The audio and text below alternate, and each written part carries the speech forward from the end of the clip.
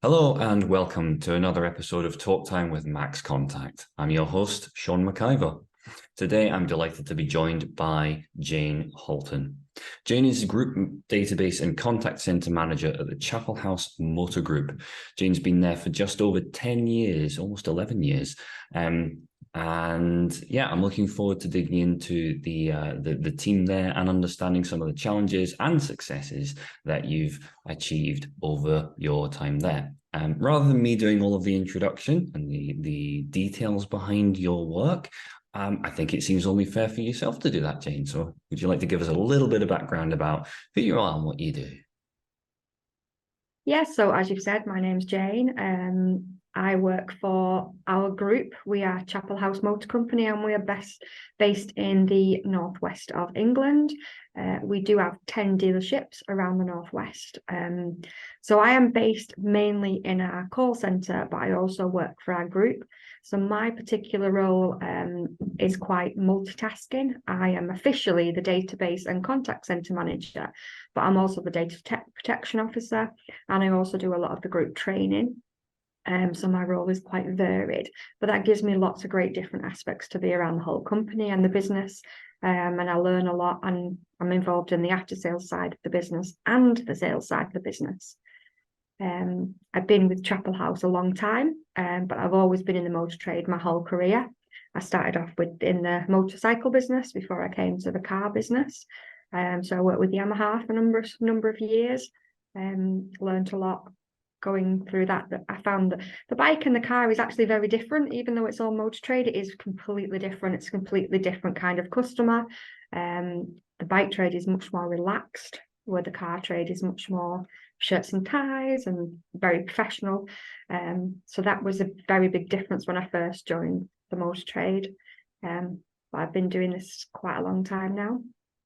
But I find as well now doing both the database and the call center side of my role. The database, I manage our CRM system, so I keep all our customers up to date, pull all the data from our systems. We use typical motor trade systems. It's quite old. It's called Kerridge. It's very dated, but it's what a lot of the motor trade use. But I actually started in this business as a sales administrator, and I've worked my way up. I'm now part of the senior management team. So in the 10 years that I've been here, I've worked up to database manager, then call center as well. When GDPR came along, I became the data protection officer. So there's lots of different aspects to my role every day. Excellent. That sounds like a cap with many, many feathers in it. And I think one of the interesting things for me, so I've had a similar journey myself. So I started off on the front lines in the contact center, working for a large energy company. And one of the things that's always stuck with me is the various exposures to the different mechanisms within the business was a real advantage to me in the role that I now do. I'm going to go ahead and assume that you've got a similar sort of view. You've got the view of both the customer data that backs up all of the business decisions, but you've also got exposure to the front lines and the temperature of the shop floor, for want of a better phrase. Would that be a fair assessment? Yeah, definitely. Especially now, I have recently moved into working alongside a lot of the sales teams. So this is quite a new aspect to my role. I've only been doing this for the past 12 months. But now I've become part of the senior management team. They're trying to get me out into all the businesses and being face-to-face with the teams and actually visiting the dealerships, meeting with the actual teams on site, seeing what things they come across.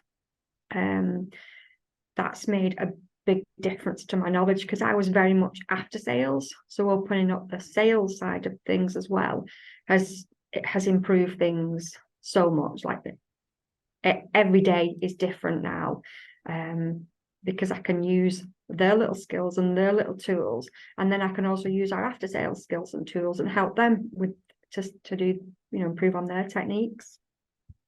That resonates quite a lot, because I remember in some of the roles I've had previously, both sales and after sales, there was, I won't say rivalry, that's perhaps unfair or extreme, but there's the perception that the two sides can sometimes be opposing. You know, the salesperson has promised this or has said this, and then it transpires that that's either been misunderstood or something along those lines. And again, having that insight into both sides of the coin, I guess, allows you to bridge that gap between those two potentially conflicting kind of drivers.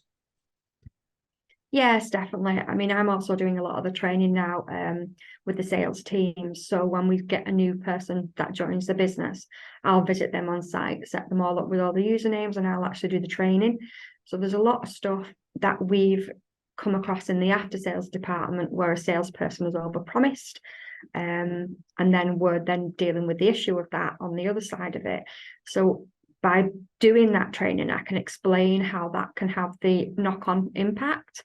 So that has alleviated a lot of those initial problems that we used to face. And it's interesting that, again, from my experience, and I'm hoping you'll back me up here, but feel free to call me out.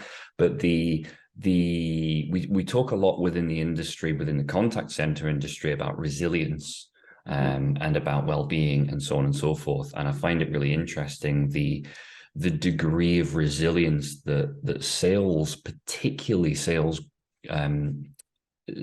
users or people of that kind of role, the resilience that they have is absolutely amazing. Are there opportunities there perhaps within the organization, within business, to understand what those resilience things are and draw them into other areas of the business? Oh, definitely. Going around the dealerships now and being in all the different departments, everybody does things slightly different, even branch to branch. Like one after sales manager would like things one way, another after sales manager would like things another way. So we're constantly working with all different ways of how somebody wants it. And then unfortunately, a manager will leave and we'll get somebody else and they'll want it a different way. So there's lots and lots of different. I think the one thing that we've learned in our contact center is that you just have to be able to change. You have to be able to not be kind of set in your ways. And we try to keep things very similar across the board. But they've had to build up really good relationships with the sites, the sales managers, with the staff on there.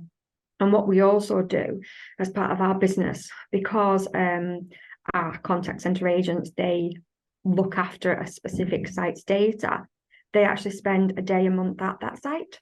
So they go visit the site, and then because we are an extension of their teams, we're not an individual body. Our call center is an extension of their team. So to build that relationship and to get that good communication, they go and spend either a few hours or a full day. And it's really good for them because they can see, we're not perfect, we make mistakes, but they can also see what then the impact have them mistakes have. So if we book a customer in incorrectly or give them the wrong date and that customer turns up on the wrong date, that they can see that impact as well. So they have a better understanding all round of how the whole business works. And we find that really benefits everybody. It makes them not just a person on the phone, it puts a face to the name, it humanizes them.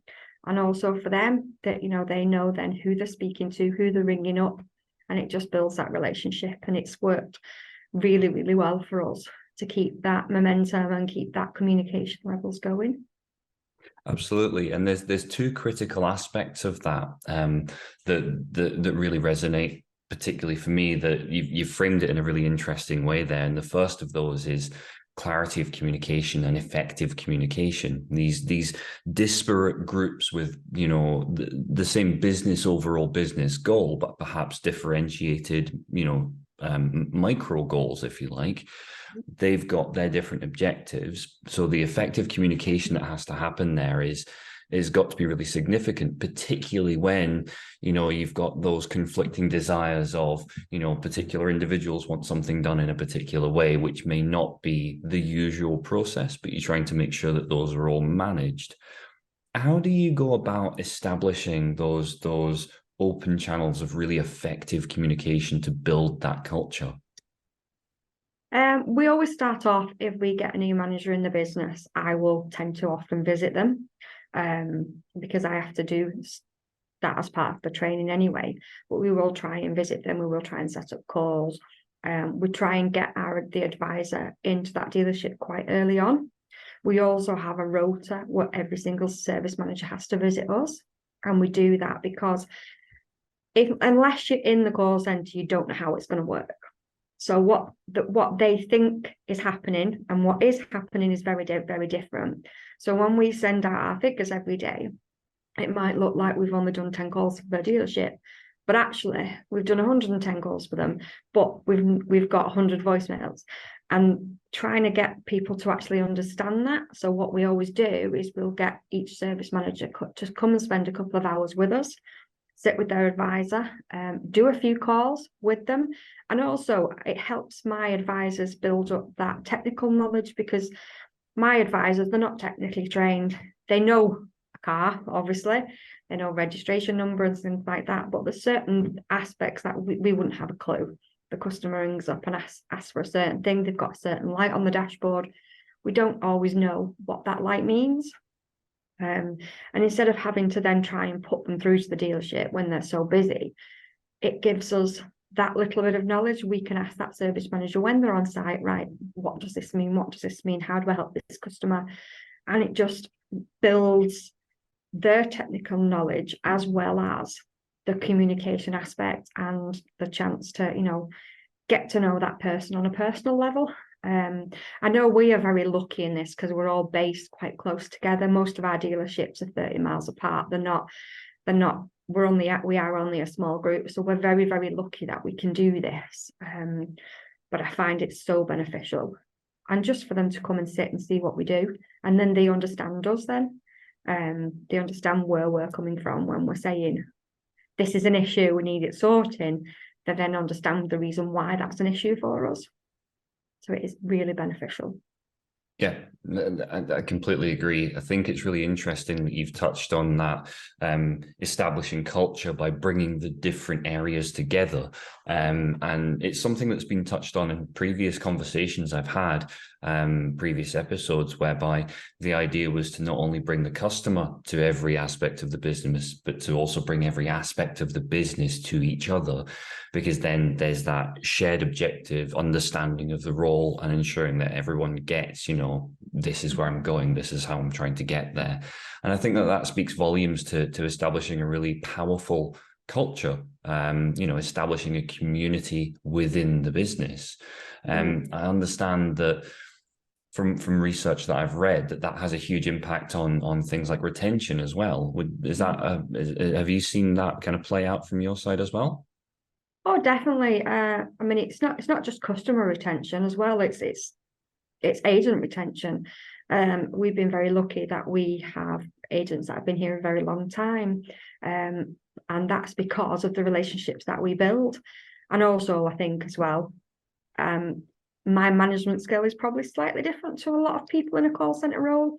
I will go into that a little bit more, but I don't micromanage people. I don't use boards, the red lights flashing, things like that. I find none of that works for me. I'm not personally from a call center background. I've come up through the sales admin route, so I've never had that background. So I think maybe that's why I don't manage the way a lot of call centers run. But I also find my techniques work, and they work because my team work for me. Yes, they work for Chapelhouse, but they work for me.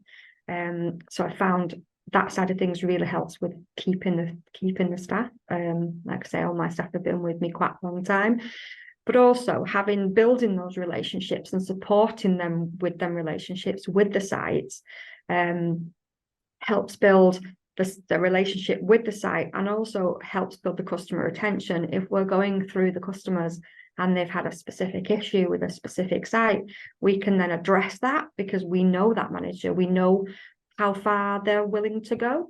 Like some managers will happily discount, some managers will happily do collection deliveries. But if we've got that relationship and we've got that good focus, we know then how far that manager will happily go to get that car on the ramp. So we don't have to pick the phone up and put the customer on hold to get through to that manager. We can manage that. Because I think it's beneficial because I've been here a long time. I know a lot of the managers very, very well. So I can happily say on their behalf, right, okay, I know they'll do 10% on that, so just discount it 10%. I can make those calls, and they also respect me to know that if I've made a call on a decision with a discount or a collection, or they know that I've made that in the right reason. I've not just gone straight in with that. We've tried to help the customer and keep them retained, and that's what we've had to do to sell that service. So we've got that relationship where they know I've made that call for a reason. So it helps them not get annoyed at my team because they know we've done the right thing. And I also know how far they're willing to discount and go to get to retain that customer. So no, that makes sense. And in fact, I suppose if we're talking about that side of things, it's worth kind of considering as well on the so you've got the conceits and constraints that you've got in play on the customer side, but then you've got, I suppose, the rewards and benefits that you've got on your staff side as well. And it's interesting, the motivation aspect can tie in quite strongly to the benefits, but also that cultural aspect plays a part in the retention of staff as well as you've gone into. The key question, I suppose, then is how can you leverage appropriate benefits to feed into motivating your team as part of a broader cultural thing, rather than it feeling just kind of sometimes tacked on? I've worked in teams previously where it's felt like the reward is very much tacked on. It's just do this thing, get this, but it's felt isolated. Does that make sense? It does, yeah. We have a very, very good commission structure in our team, and a lot of the things is worked by a commission. So the team knows exactly what they have to do. And when I get a new team member, I actually learnt this trick by visiting a different call centre because I've not come from a call centre background. We have an outside business who provides us with products for our upsell. And I got quite friendly with the gentleman who run the team, and he actually arranged for me to go and visit a massive call centre in Birmingham. So we went there for the day, we met with the teams, and we kind of shared best practice. And one of their best practices was because around a commission structure, when you have an agent start with you for the first time, on the first day, I always sit them down and say, right, okay, how much do you want to earn a year? Like, forget what your basic salary is. How much do you want to earn for the year? And they'll say, about 25 grand. And I'm like, is that all? And they're like, what do you mean? So we'll kind of come up with a realistic amount of what they'd like to earn. And we'll then sit down and we'll work that out with the commission structure, what that relates to a day. So how many bookings per day, how many tune-ups, upsells per day, how many service plan sales per day, and we'll work that out to a daily amount, so how they can actually earn that potential. And when they see how easy it is to earn like 35, 40 grand, and they're like, really? I can earn that much money? And then what we do every month is we plot this on a daily basis on the board. So we have a big board. We don't have these TVs with red and everything. We have a big board which we monitor every day. And we put the targets on that for the month, and we also put like how many upsells they've done, so how much then commission they've earned so far that month. We found this motivates the team the best because they can see day to day exactly where they're up to. But we split it to a daily amount. So we've got how many bookings per day they need, how many upsells per day they need, how many service plan sales per day they need, and then we mark it off when they hit that target for the day. So each month we sit down and we do like a little 10-minute review where we are this month. Have they hit the targets? And if they haven't hit the targets, if they're a little bit behind, what then they need to pull out the bag for next month to get back onto that earning target. So we tend to set their targets around what they want to earn, not necessarily what we need for them. Don't get me wrong, we need certain levels from them, but we also push them to hit their own targets and set their own targets by how much they want to earn. And when they realize the potential, it massively motivates them. Commission isn't all we do. We do lots of other little things. So we have 3 little spot prizes a month. And what I'll do is we do that tend to be on the bookings, but some months we do it on our upsell, some months we do it on service plans, but it's mainly around bookings. So say we need 2,000 bookings a month, for example. I will pick 3 numbers and I'll write them down in a little envelope. And what we'll do throughout the month, when somebody hits that particular number, so it's not individual, it's a group, the next person to get that particular number wins a spot prize. So it can go from anything to can of pop and sauce and sweets to a signed rugby shirt. So it can go from numerous different things, and they all know this is coming. They don't know what the numbers are. There's only me that knows that. So as we're going through the month, I can say, oh, we might get a bit close today. There might be a prize today. So that works them a bit more. And then I'm like, oh, we didn't quite get there. It was going to come tomorrow. So we do little spot prizes through the month.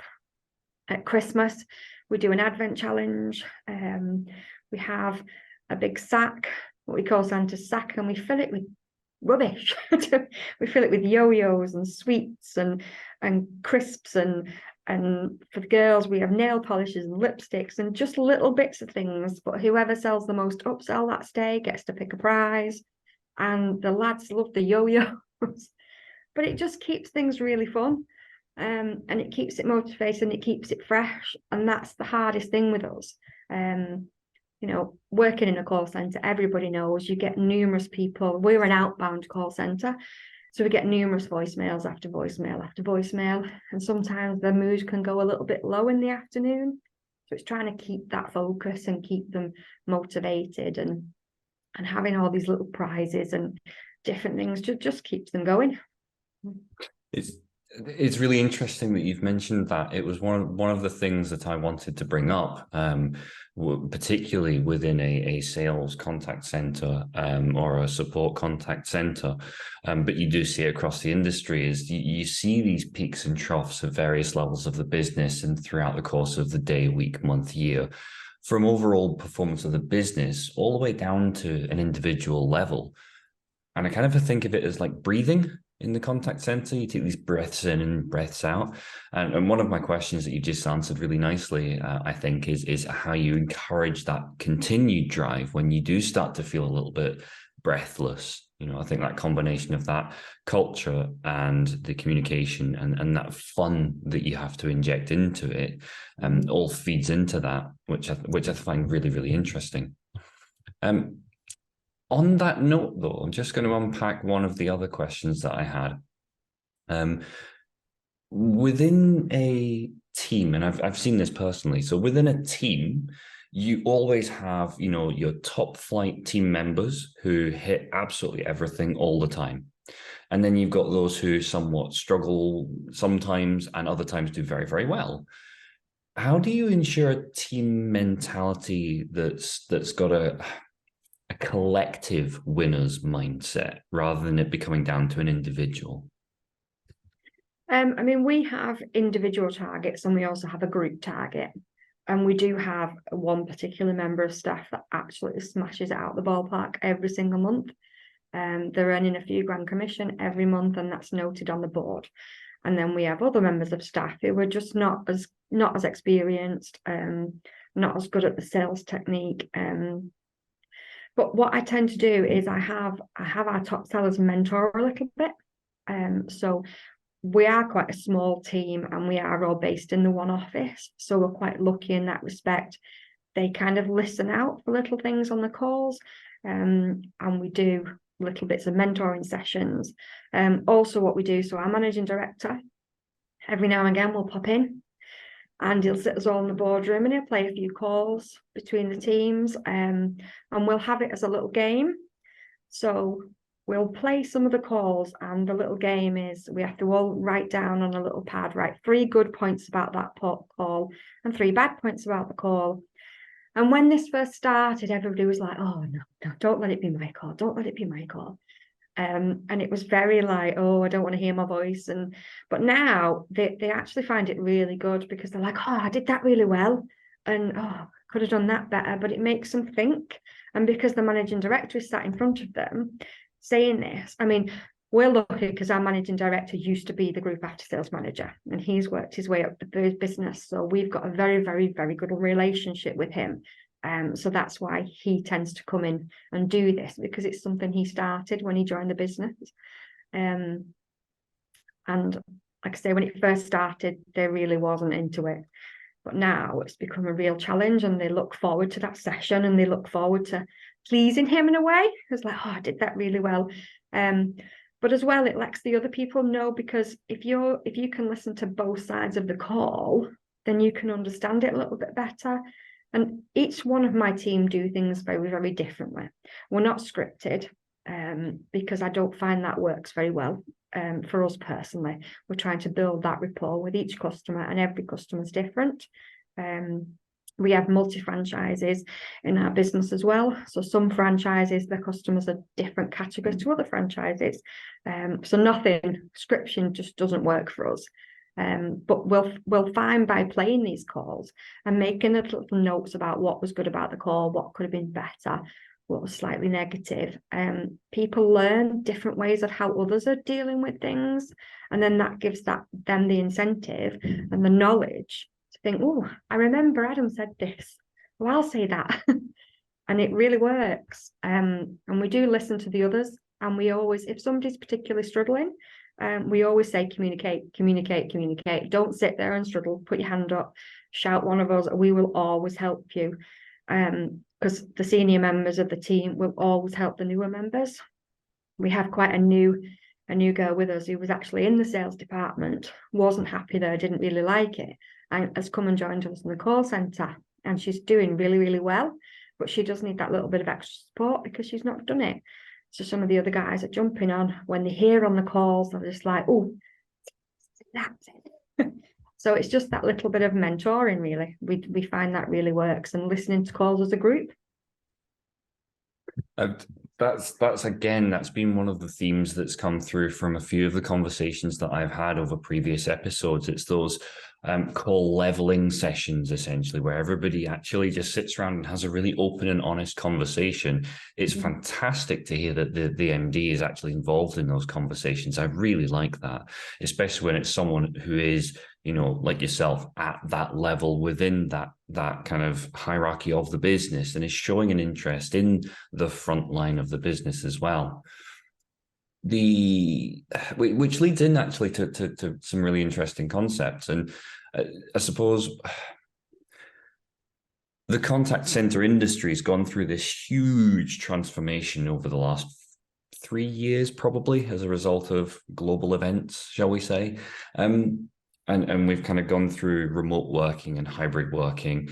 Many contact centers are still in that space and still working that out. But I wonder, thinking more broadly, you know, in terms of contact centers and where we've come from and the perceptions, et cetera, you know, it's a skilled job now. You've got to have a very, very key skill set to be able to do the role. And as customer expectations have increased and as customer demands have increased, as an industry, I feel like, very broadly speaking, we've been successful in rising to those expectations. I suppose as we look forward into, you know, where we are now and moving into the future, how do you see that changing? What are your expectations over maybe not the next year, but the next several years? And what role does technology play in driving that, do you feel? I think technology plays a really big role in it. Our technology is changing all the time. I mean, I've been the contact center manager for 7 years, and in that 7 years, technology has come on leaps and bounds. So it does play a really big part in it. But I think, like you say, customer expectations are very different. There's many, many different ways a customer will now interact with us. It's not just telephone now. We deal a lot with text messages. We have online chat facilities now, which is all quite new. So there's so many different ways now that a customer will interact with us. They don't always want to pick up the phone. They don't always want to talk. They don't always want to email. So all these different platforms now that allow you to do all this, interacting with customers in so many different ways is really beneficial, especially for the younger generation as well. The younger generation are very tech savvy. They all want to just be able to send a message to book in. They don't want to have to phone up. They want it instantly. They want to be able to go online at 1 o'clock in the morning and book their service. They don't want to have to wait till 10 a.m. and ring somebody. They want to be able to do that. So we've now got all this in place where they can actually do that. Unfortunately, at the minute, none of our diaries are live. So everything we have to do is confirmed. But we're quite lucky, and we have all these online chat facilities. We have the ways they can book in on our website. They can book in through our social media. They can book in so many different ways, and also interact with the sales teams. They can send questions at 3 o'clock in the morning if they want to. They can interact with us in so many different ways. So it's just making sure we're up to date with what's going on out there, and keeping ourselves aligned with the way the world is going. Everybody's very different. And especially since COVID, so many people were used to being in the house, just on the computer, learning, Google was everybody's best friend. Everybody wants to do things differently. That's changed so many people now. People who are never really were interacted in that way, now interact in that way because they're used to Zoom calling with their family. So, there's so many different ways, and everybody wants to do things differently. So as long as you still keep the traditional channels open, because there are always people that want to work in the traditional way. But we have so many different aspects now where the way people can interact with us, and you've just got to keep it moving. As new things come along, you've got to develop the technology or buy into the right technology that we can take that forward. Yeah, and I want to kind of reiterate one of the points that you've just made, because it's come up previously, and I think it's worth reiterating. And that's that piece around keeping your existing channels.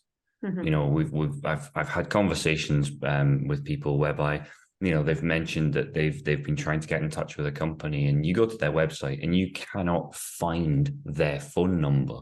And it's interesting, some of even the FCA's new regulations even allude to some of those things, whereby you've got to ensure that you're providing the customer service where the customer is.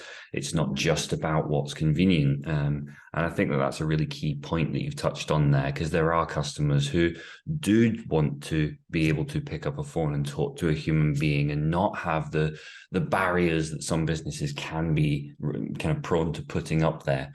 And I think it's really rewarding for me to hear that that's still a central part of what you're doing. We have our Chapelhouse ways of connecting, but we also have manufacturer ways of connecting. So we have one of our manufacturers is Kia, and we have Kia live chat. So if we have a Kia customer on with Kia UK, they can then put them through to us, and we can pick up that chat. So we do have that with a lot of our manufacturers as well. So it keeps that communication through all channels. So we have kept a very close relationship with the manufacturers, with customer contact as well, which I think is really helpful. No, that's fantastic, and it's actually a really, really elegant way of ensuring a continuous customer experience as well. You can really walk that customer journey back and understand how they've got there.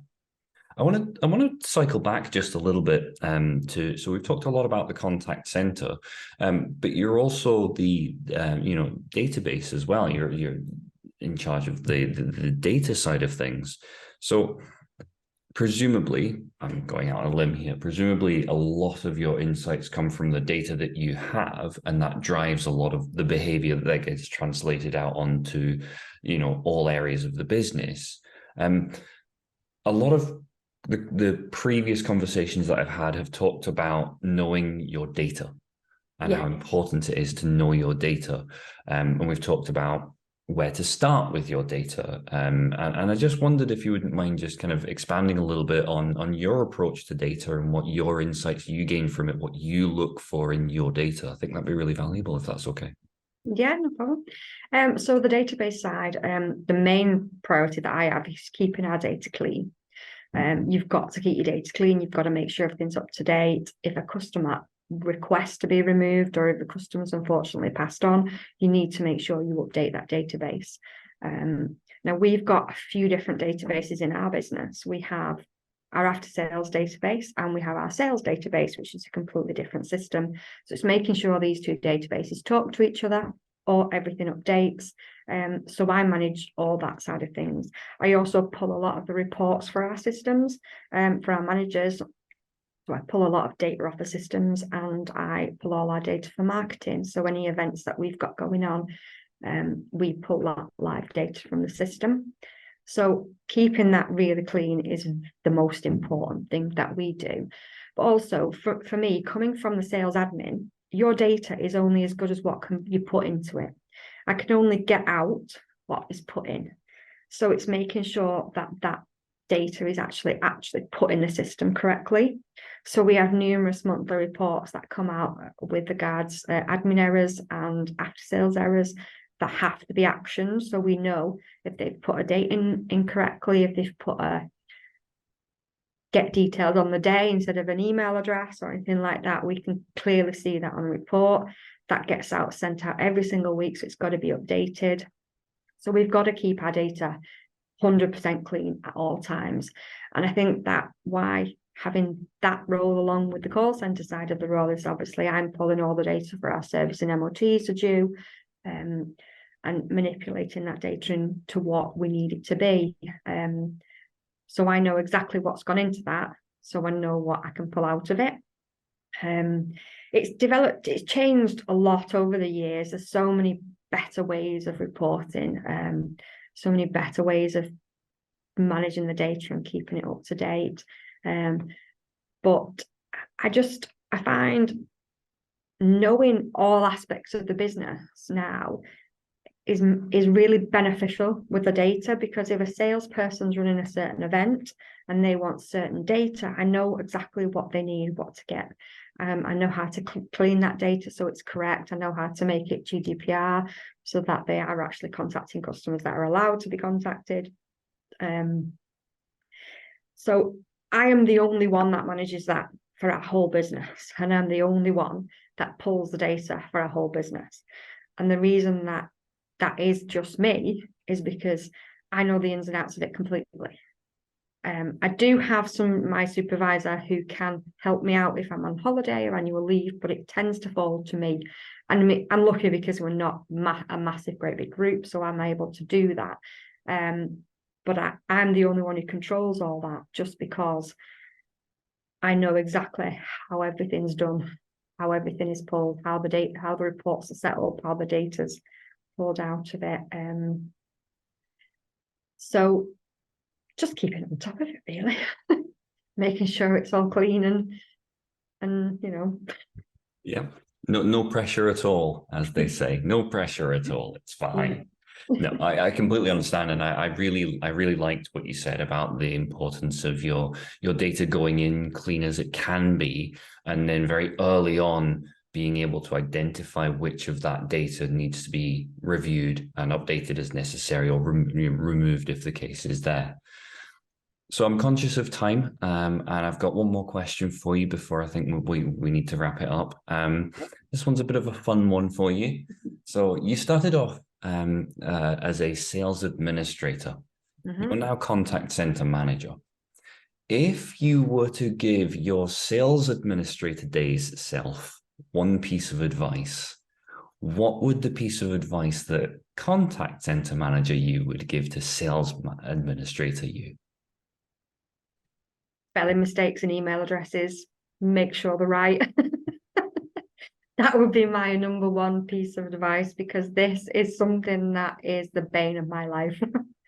So it's just making sure that data is correct. If you put in a .com in instead of a .co.uk, it's these little minute details. It's attention to detail. That would be my one piece of advice to myself back in the day. Attention to detail. Because as a sales administrator, I didn't understand the importance of making sure it's a Mr. or a Mrs. or a Miss, because that is really important. There's so many customers that get offended if they're in the system as a Mrs. If they're a Ms. or a Miss, it's really important to have somebody's identity correct in the system. And just to have that email address right, with not spaces, the correct @ sign, the correct .com, the correct Gmail or Hotmail, or that's really important. The attention to detail when they're adding the customers into the system, it is huge. And it's human error that causes us the most issues with our database. So it's just those little things, really. The attention to detail is definitely the thing that I deal with all the time. Yep. No, I completely understand where you're coming from. Yeah, no, that's fantastic. Thank you. I'm conscious of time. We are approaching the end of our episode. So I would like to take just one more opportunity to say thank you ever so much. We've been listening to myself, Sean McIver, and Jayne Halton of Chapelhouse Motor Group. So yeah, thank you ever so much for your time today. Thank you.